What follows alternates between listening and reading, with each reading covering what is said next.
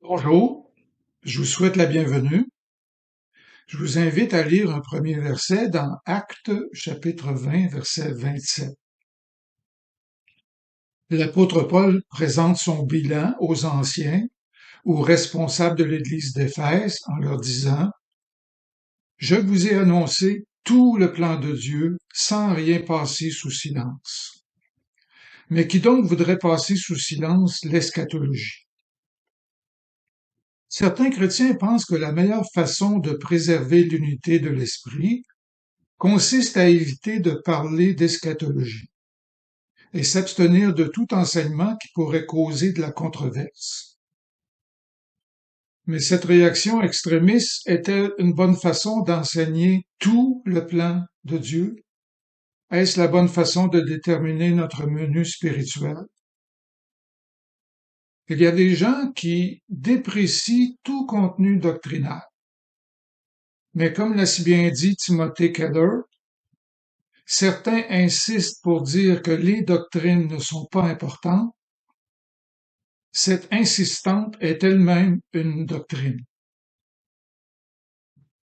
John Piper dénonce cette loi du silence, la loi de l'omerta, en disant: Nous n'avons pas le luxe de vivre dans un monde où les vérités les plus nourrissantes ne reçoivent pas d'opposition. Si nous pensons que nous pouvons suspendre notre jugement face à tout ce qui est controversé, et si nous pensons que nous pouvons nourrir nos âmes seulement avec ce qui reste, nous vivons dans un monde imaginaire. Voudrions-nous donner au diable le droit de déterminer notre menu spirituel en refusant de manger tout enseignement qui pourrait causer de la controverse? Fin de la citation de John Piper. Brian McPhail dit: L'apôtre Paul nous dit dans 2 Timothée 3,15 que toute écriture est inspirée par Dieu et est profitable. Alors Paul ne dit pas que certaines écritures sont utiles alors que d'autres parties sont inutiles. Il dit plutôt que toutes les écritures sont profitables. Il s'ensuit qu'il y a un avantage à étudier et à comprendre ce que la Bible dit à propos de la fin des temps. Ce qui est d'une importance cruciale pour l'Église, c'est que nous puissions connaître, savourer et proclamer tout le conseil de Dieu. Autrement dit, savourer l'histoire extraordinaire de la grâce souveraine, dont le point focal est notre Seigneur Jésus. La gloire des Saintes Écritures révèle la gloire de Christ. Nous allons démontrer que le plan de Dieu est, de fond en comble, eschatologique, sans rien cacher. La Bible est chargée d'électricité eschatologique. Et Dieu s'attend à ce que chacun de nous soit rechargé à tous les jours qui sont les derniers. Permettez-moi de citer William Van J. Meren. Il dit: L'eschatologie est immensément pratique. Elle est la révélation de Dieu pour la vie chrétienne.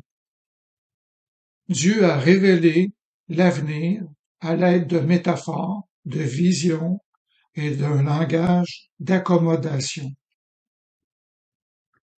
En réponse à la révélation donnée sous forme humaine, Dieu s'attend à une transformation et non simplement à de la spéculation. Voici 4 domaines de transformation où l'eschatologie va jouer un grand rôle. Premièrement, la foi. La foi est transformée en fixant nos regards sur notre Seigneur, parce que c'est lui qui est la clé de l'avenir. Deuxième transformation. L'humilité est transformée alors que nous dépendons de notre Père qui est aux cieux pour exécuter son plan glorieux au moment qu'il a choisi. Troisième transformation est reliée à l'espérance. L'espérance persévérante est transformée en conservant nos yeux fixés sur la glorieuse transformation du ciel et de la terre, lors de l'accomplissement de la parole et de la promesse. Quatrième transformation, c'est notre pratique de l'amour qui est transformée. Amour envers ceux qui sont pas d'accord avec nous concernant le Christ, la voie du salut et la bienheureuse espérance. Fin de la citation de Willem van Meeren. Il rajoute à la toute fin le mot Maranatha. Que signifie le mot Maranatha? C'est un terme eschatologique. Il s'est tiré de 1 Corinthiens 16, verset 21. C'est une translittération grecque d'une expression araméenne qui signifie Seigneur, viens. Maranatha. Le but de cette série d'études sur l'eschatologie, c'est de stimuler notre croissance, notre transformation dans la foi, l'humilité, l'espérance et l'amour. Le but, c'est aussi de démontrer l'importance de l'eschatologie à travers toute la Bible. L'enseignement sur l'eschatologie biblique s'élabore autour de plusieurs thèmes. Relevons-en rapidement plusieurs. Premièrement, le thème de l'eschatologie biblique qui va surtout nous préoccuper. Deuxièmement, les 4 sortes de théologie biblique, systématique, historique et pratique. Troisième thème, l'eschatologie inaugurée, avec 2 extrêmes, surréalisés ou sous-réalisés. Quatrième thème, les derniers jours et le dernier jour. Cinquième thème, l'histoire du salut et du Rédempteur. Sixième thème, la tension entre le déjà et le pas encore. Le royaume est déjà présent, mais il n'est pas encore ce qu'il sera au retour de Christ. Septième thème, l'indicatif et l'impératif. Indicatif, ce que Dieu a fait pour nous. Impératif, la réponse que Dieu attend de nous. Huitième thème, la consommation finale. Ici, consommation, c'est l'arrivée de la perfection de la gloire finale. Neuvième thème, l'eschatologie individuelle. Ça inclut la mort physique, l'immortalité, l'état intermédiaire entre la mort physique et la résurrection corporelle au dernier jour. Dixième thème, l'eschatologie générale future, qui contient le retour de Jésus-Christ, le jugement dernier, la perdition éternelle et la félicité éternelle. Quel bonheur infini est inclus dans cette félicité. Onzième thème, l'Antichrist et aussi les Antichrists. Douzième thème, la grande tribulation. Est-ce que ça concerne seulement les quelques derniers jours à la toute fin de l'histoire, ou est-ce que ça concerne toute l'histoire de l'Église, ou est-ce que ça concerne les 2 facettes, présent et futur, avec une intensification vers la fin? 13e thème, l'enlèvement de l'Église. Est-ce que ce sera un enlèvement secret, caché, que seuls ceux qui sont enlevés ont conscience? Ou est-ce que ce sera un enlèvement après les tribulations? Alors, vous voyez, il y a une controverse sur différentes facettes de l'enlèvement. 14e thème, c'est les prophéties et l'Apocalypse.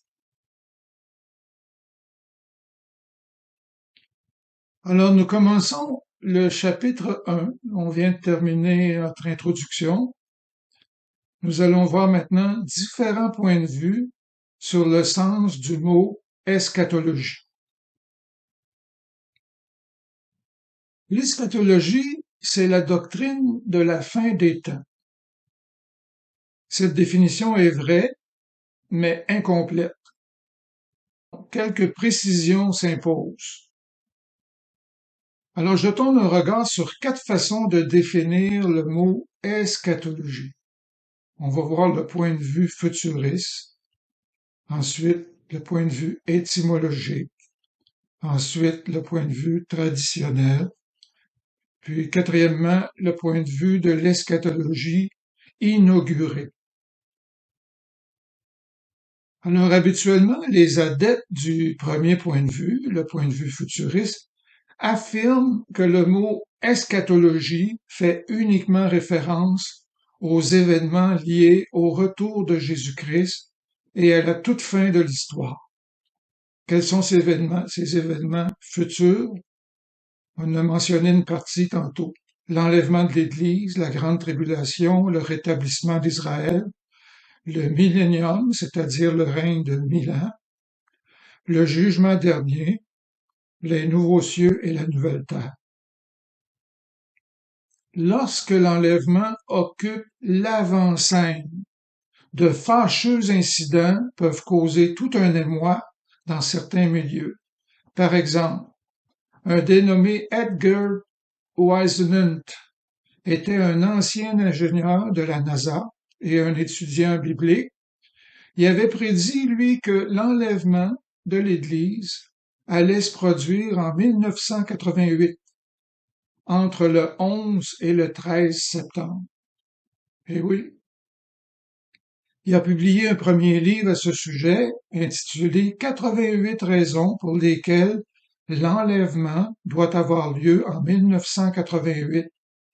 Il a aussi publié un deuxième volume sur le même sujet. Finalement, 300 000 exemplaires de son livre 88 raisons ont été postés gratuitement aux pasteurs à travers les États-Unis. Et 4,5 millions d'exemplaires ont été vendus dans les librairies et ailleurs. Alors Whisenant aurait dit « Ce n'est que si la Bible est erronée que je me trompe. » Et je dis cela à tous les prédicateurs de la ville. Alors, pour parler de cette façon, il fallait qu'il soit sûr de son coup. Comment remédier à ce genre de pandémie spirituelle? La solution est simple et profonde. Il faut serrer l'Évangile dans nos cœurs. L'eschatologie doit toujours être attachée à l'Évangile. C'est le Seigneur Jésus-Christ qui est le centre des Écritures et du plan de Dieu. C'est ce que souligne Graham Goldsworthy quand il dit « Le prédicateur doit, par-dessus tout, résister à la tentation de devenir un gourou du retour de Christ. » L'importante doctrine de la seconde venue du Christ ne doit pas devenir le terrain de chasse des soi-disant prophètes ou interprètes des événements mondiaux. C'est notamment en rattachant l'eschatologie à l'Évangile que l'on évitera ce type d'erreur. Fin de la citation. L'exégèse ou l'interprétation d'un texte, si elle ne prend pas en compte le contexte plus large, peut changer le texte en loi sans y faire apparaître la grâce. Fin de la citation de Goldsworthy. Alors, nous avons vu comment l'eschatologie est définie dans le point de vue populaire, le point de vue futuriste. L'eschatologie, pour eux, concerne vraiment tout ce qui est à venir. Regardons maintenant le deuxième point de vue, le point de vue étymologique. Comment ce point de vue-là définit le mot eschatologie? Le mot eschatologie provient de deux mots grecs, eschatos et puis logos. Le mot eschatologie ne se trouve pas dans la Bible, c'est surprenant. Mais les mots eschatos plus le mot logos, ça se trouve dans la Bible de façon séparée.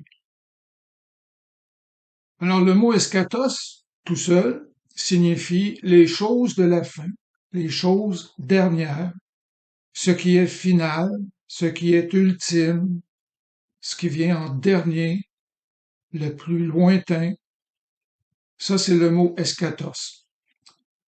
Deuxièmement, le mot logos, on est plus familier avec celui-là. Ça signifie parole, science, étude, doctrine, instruction, enseignement, comme dans théologie. Alors, en réunissant les mots eschatos et logos, nous obtenons le mot eschatologie, ce qui signifie la science des choses de la fin, l'étude de la fin des temps, l'étude des dernières choses. Alors, cette définition est étymologique parce qu'elle va chercher deux racines du mot eschatologie. On appelle ça l'étymologie. Alors, cette définition étymologique couvre bien l'aspect futur de l'eschatologie biblique. Cependant, c'est une définition qui pourrait être approfondie, enrichie, pour inclure quelque chose de mieux.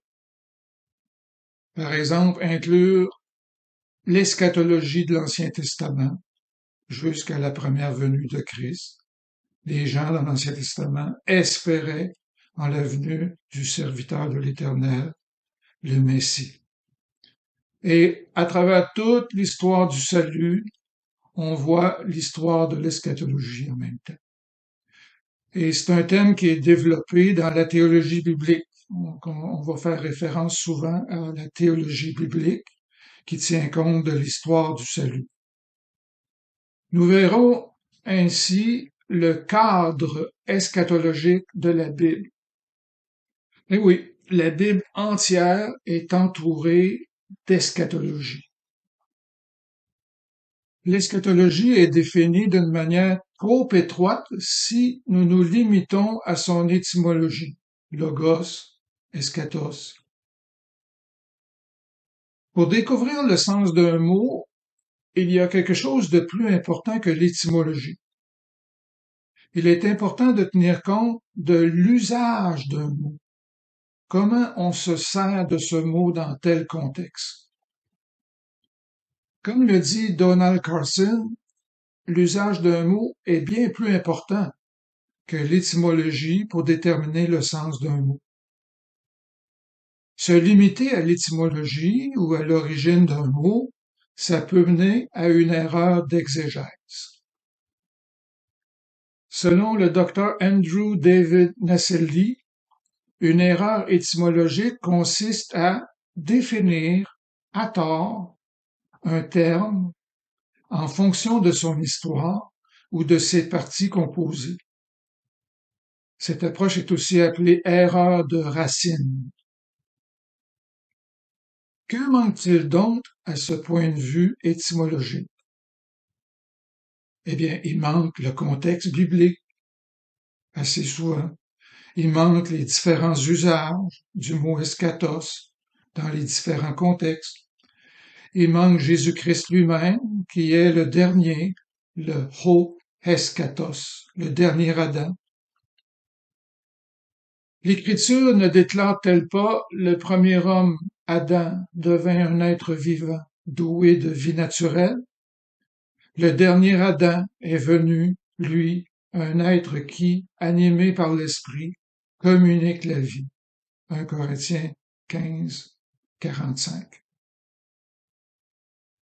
Edmund Clowney vise juste lorsqu'il dit, en tant qu'Emmanuel, Dieu avec nous, Christ est le Seigneur, et l'Esprit qui a parlé dans les prophètes est son Esprit. Il est l'alpha et l'oméga de son propre plan, le oui et le amen de toutes ses promesses. La nature divine et humaine de Christ sont unies en sa personne et manifestées dans son œuvre, révélée dans sa parole. Fin de la citation d'Edmund Clowney. L'eschatologie biblique n'est pas seulement la science des choses de la fin, donc. Parce que dans le fond, le Seigneur est lui-même le centre ultime de l'eschatologie biblique. Cette dimension cruciale, en passant cruciale, contient le mot croix, la croix du Seigneur Jésus. Alors cette dimension cruciale de l'eschatologie est admirablement bien résumée par Paul Wells. Il dit, l'eschatologie est une compréhension des actes de Dieu qui font progresser l'histoire du salut des hommes, de son accomplissement jusqu'à la fin. L'acteur principal de cette histoire est Christ. Dès le début de la théologie chrétienne, certains pères de l'Église, y compris Irénée et Origène, ont parlé de la personne de Christ comme étant le ho eschatos, le dernier. La personne de Jésus lui-même est le but vers lequel toute la création progresse pour trouver son accomplissement. Elle introduit la consommation de l'histoire dans le temps. La consommation, c'est l'arrivée de la gloire ultime. Fin de la citation de Paul Wells. Alors, nous ne devons pas limiter l'eschatologie en deux mots séparés, eschatos et logos. Ces mots se retrouvent séparément dans de nombreux textes bibliques. Je vous donne quelques exemples tirés de l'Apocalypse. Dans Apocalypse 1, verset 18, Jésus dit « Je suis le premier et le dernier, ho eschatos, et le vivant. J'étais mort, et voici, je suis vivant, au siècle des siècles. Je tiens les clés de la mort et du séjour des morts. » Dans Apocalypse 2.8, le Seigneur Jésus dit « Voici ce que dit le premier et le dernier. » Encore l'expression « ho eschatos », celui qui était mort et qui est revenu à la vie. Acte 22, verset 13, Jésus dit « Je suis l'alpha et l'oméga », la première et la dernière lettre de l'alphabet grec, et je suis le premier et le dernier, encore ici, ho eschatos, le commencement et la fin.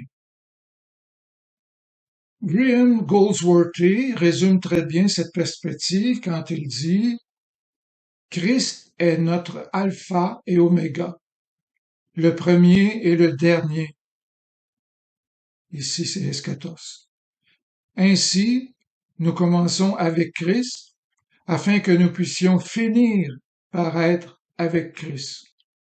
Nous avons vu comment l'eschatologie est définie selon les points de vue futuristes et étymologiques. Regardons maintenant un troisième point de vue, l'évolution du mot eschatologie depuis le 19e siècle. C'est un point de vue traditionnel. J'aimerais vous citer le nouveau dictionnaire de la théologie du Nouveau Testament, qui est toujours en anglais, et qui rapporte l'évolution du mot eschatologie depuis le 19e siècle. Le terme eschatologie est lui-même devenu largement utilisé au 19e siècle, mais les idées sous-jacentes se rattachent au genre apocalyptique. Dans la théologie contemporaine, le terme eschatologie est souvent utilisé dans un sens plutôt différent. En contraste avec le genre apocalyptique et son thème de dévoilement des événements cachés de la fin du monde et des choses finales, l'accent est sur l'espérance actuelle, sur les attentes et les promesses à propos de ce qui peut arriver. Dans son sens le plus large, l'eschatologie peut simplement vouloir dire son ouverture aux choses futures et être préparé à ce qui peut nous arriver. C.H. Dodd a parlé à propos d'une eschatologie réalisée.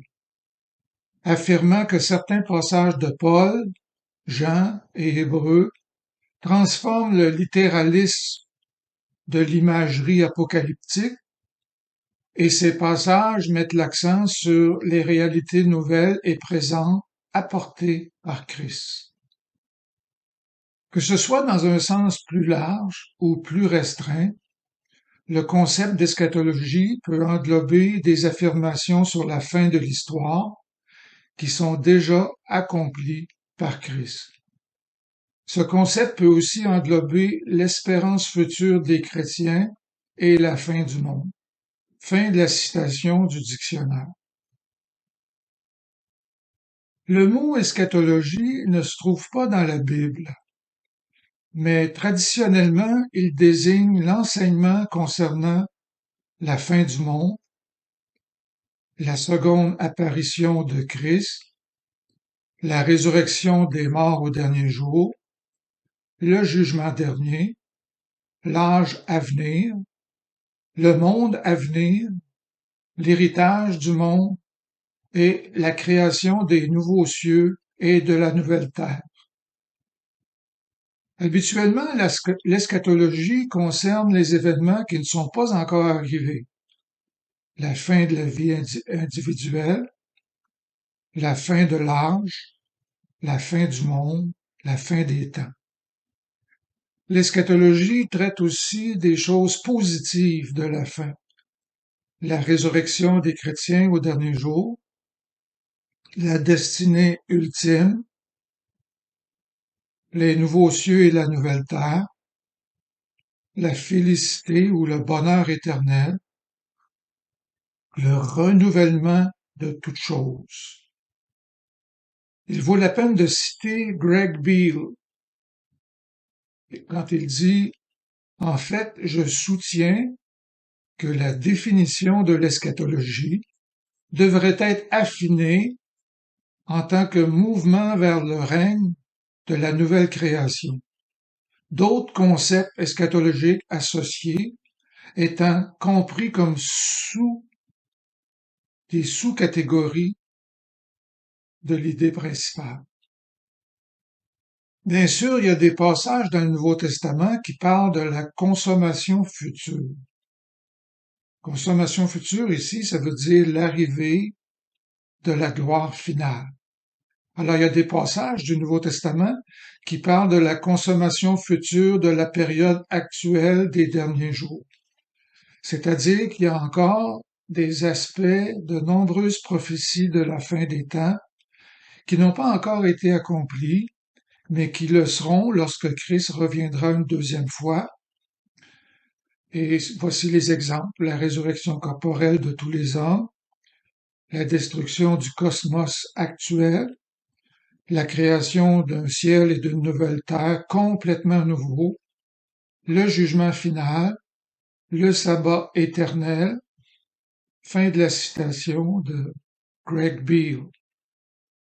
Alors, à première vue, cette approche se limite à l'eschatologie future. Cette futurologie omet de parler de l'eschatologie inaugurée. Et ça va être notre prochain point, l'eschatologie inaugurée. C'est là-dedans qu'on voit des choses positives comme la vie de Christ, le ministère de Christ, sa mort, sa résurrection, son ascension. Tout cela, ça l'a inauguré la période des derniers jours. Cette expression couvre toute l'ère chrétienne entre la première venue de Christ et son retour à venir. Dr. Goldsworthy résume bien l'essentiel de l'eschatologie dans le livre de l'Apocalypse. Il dit ceci: la structure et le message de l'Apocalypse ne sont pas basés sur quelques événements spectaculaires précédant immédiatement la seconde venue du Christ, mais plutôt sur les faits historiques de l'Évangile, la personne de Jésus-Christ, l'œuvre de Jésus-Christ. Fin de la citation. Alors, on a vu comment l'eschatologie est définie selon 3 points de vue: futuriste, étymologique et traditionnel. Dans notre prochaine étude, nous verrons le quatrième point de vue, le point de vue de l'eschatologie inaugurée. Le déjà et le pas encore, le fait que le royaume de Dieu est déjà présent, le fait qu'il n'est pas encore ce qu'il va être au retour de Christ. Merci d'avoir été là.